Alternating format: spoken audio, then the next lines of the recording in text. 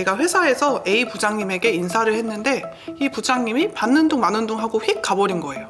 부장님은 나를 무능하다고 생각해서 앞으로도 인사고과에 불이익을 줄 거고 승진이 되기도 어려울 거야. 이런 생각을 하신 거죠. 부장님이 나를 싫어하는 게 맞고 설사 승진이 안 된다면? 그렇다면 내 인생은 망하는 건가요? 안녕하세요. 마음을 밝히는 언니 정신과 전문의 유혜진입니다. 지난 시간에는 인지행동 치료에서 가장 중요한 과정이죠.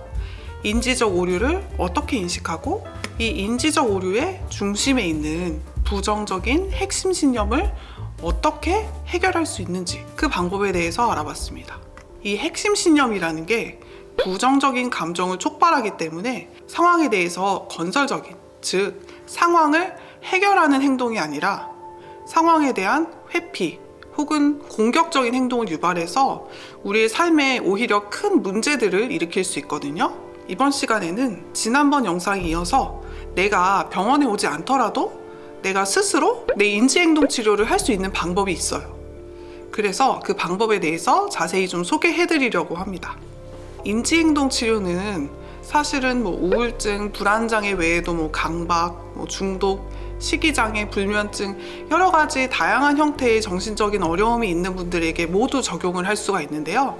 오늘 소개시켜드릴 방법은 돈도 거의 들지 않고요. 시간도 굉장히 짧게 소요됩니다. 퇴근 후에 집에서 간편하게 하실 수도 있고요. 꼭 실천해 보시길 바랄게요. 바로 저널링인데요. 이 용어는 어려운데 그냥 일기를 쓰는 거라고 생각하시면 됩니다. 이 저널링은 인지 상태, 즉 나의 생각과 감정을 글로 적어보는 건데요. 인지행동치료를 실천할 수 있는 가장 쉬운 방법이기도 하고요. 매일 몇 분씩이라도 시간을 내서 나의 생각과 관련된 감정을 좀 적어보는 거예요. 일기를 쓰는 거죠. 그래서 저희 초등학생 때 그렇게 선생님이 일기 쓰기를 늘 숙제로 주셨나 봐요. 지금 생각해보니까 이게 되게 중요한 부분이었는데요. 이 방법은 나에게 어떠한 감정을 일으키는 유발 요인들과 또 이런 유발 요인이 있는 스트레스 상황에서 내가 어떤 식으로 반응하는지, 즉 나의 감정 반응과 행동 패턴을 파악하는 데 도움을 주고요. 또 주변 상황에 대해서 관찰을 하면서 다양한 가능성에 대해서 검토할 수 있는 더 넓은 시야를 갖게 해줍니다. 다양한 가능성을 바라볼 수 있는 통찰력을 줘요. 일기 쓰기는 개인이 좀 불편함을 느끼는 부분에 따라서 감사일기, 생각일기, 공황일기, 수면일기와 같은 다양한 형태로 써볼 수가 있는데요. 일기를 쓸 때는 먼저 나의 생각을 자각하고 그 생각이 유발하는 감정을 또 살펴보고 그 생각의 패턴을 좀 달리하는 순서로 작성을 해보는 게 좋아요. 이 영상을 처음 보시는 분들은 좀 생소하고 어려우실 수도 있을 것 같아서 간단한 예시와 함께 좀 구체적으로 설명을 드려볼게요.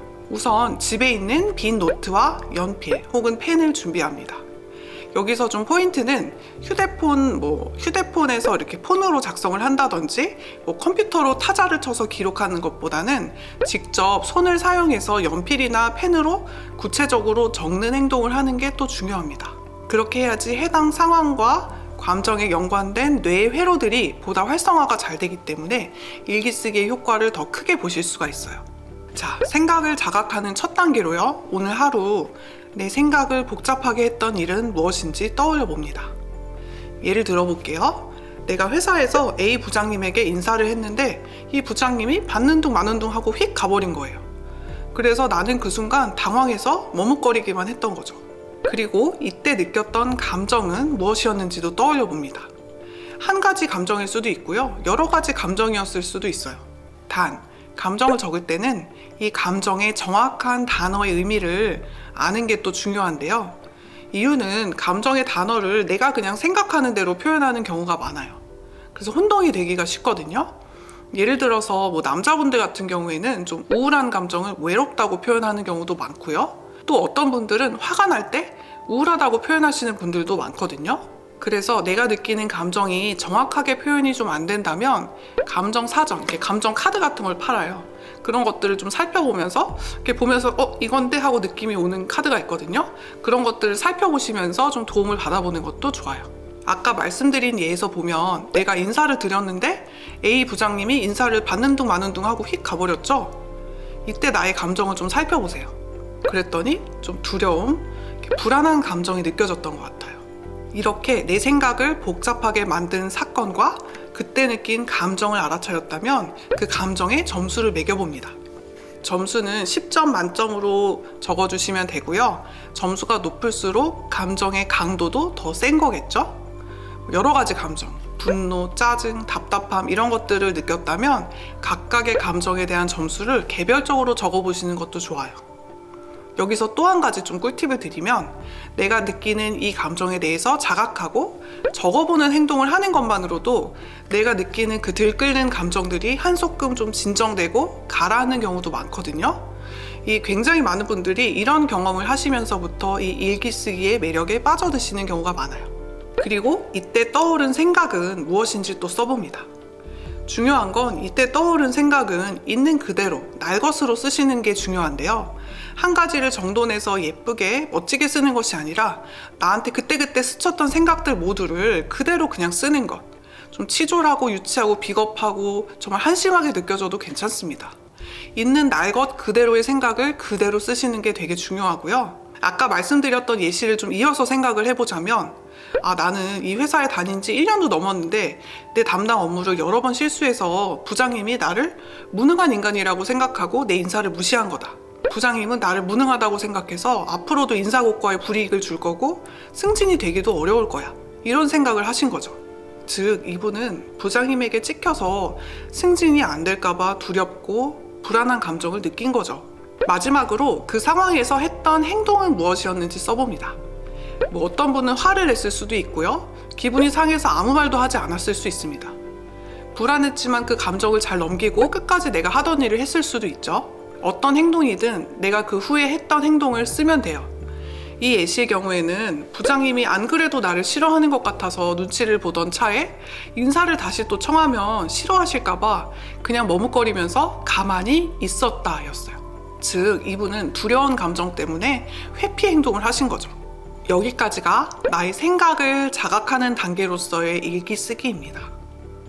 다음으로는 이 생각의 패턴을 좀 바꿔보는 일기를 써볼 차례인데요.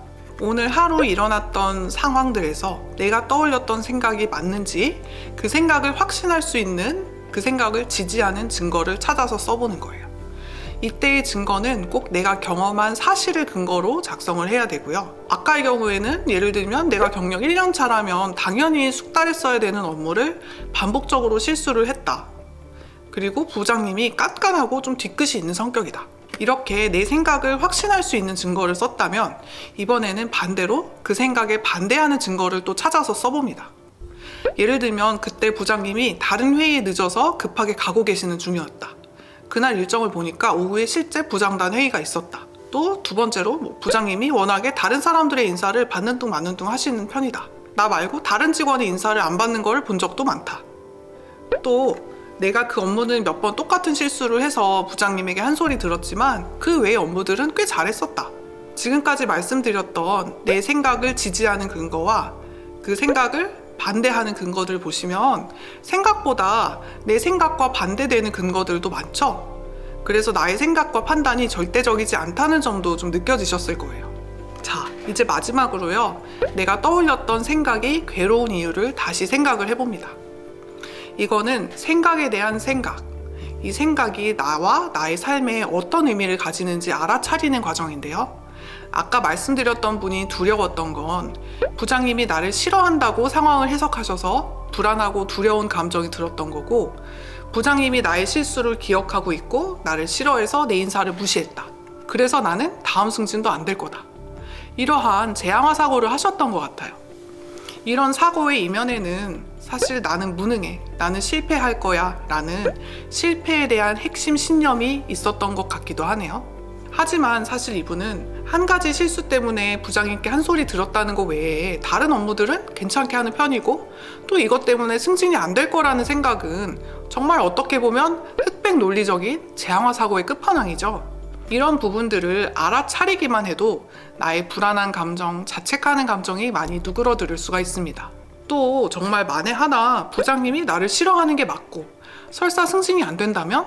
그렇다면 내 인생은 망하는 건가요?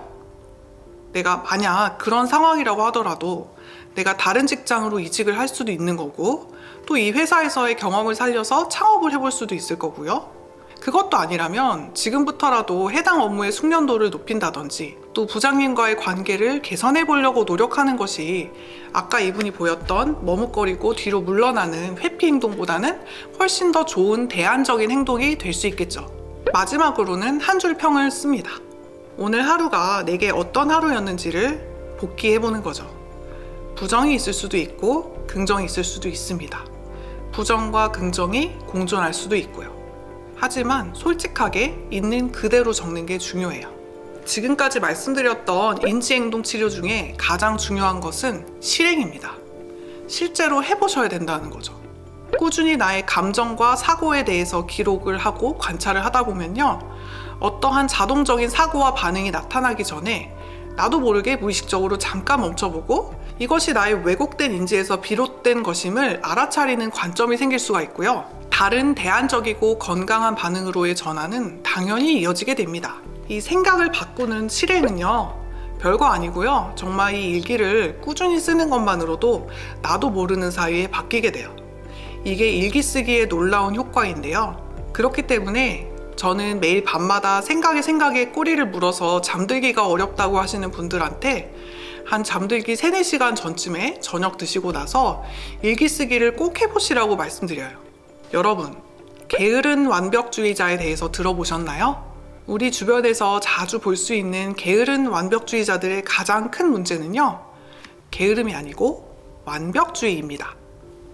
완벽하게 잘 해내야만 한다는 두려움 때문에 아예 시작하는 것 자체를 두려워하죠. 두려움의 감정이 회피 행동을 유발하는 거예요.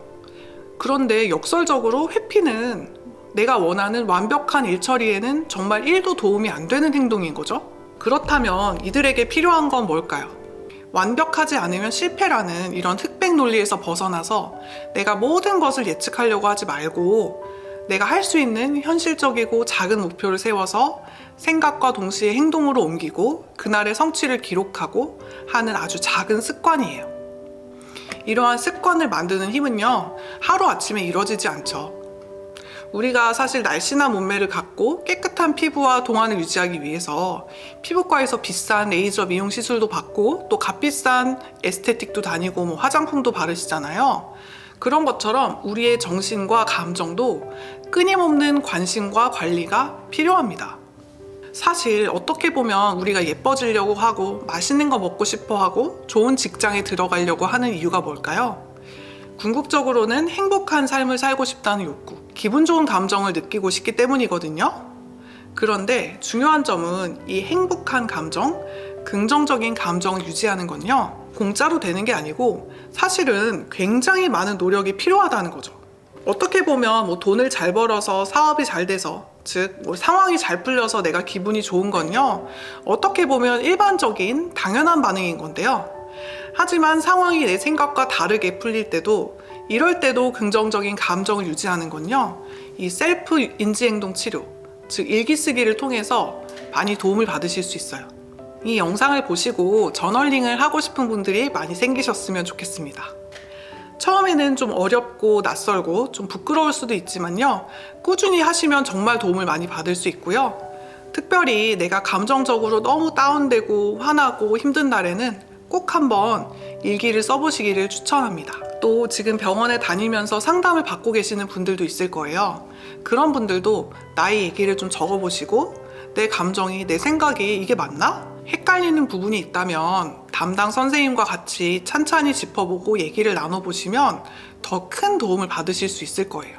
지금까지 마음을 밝히는 언니, 정신건강의학과 전문의 유혜진이었습니다. 이 영상이 도움이 되셨다면 좋아요, 구독, 알림 설정 부탁드립니다. 감사합니다.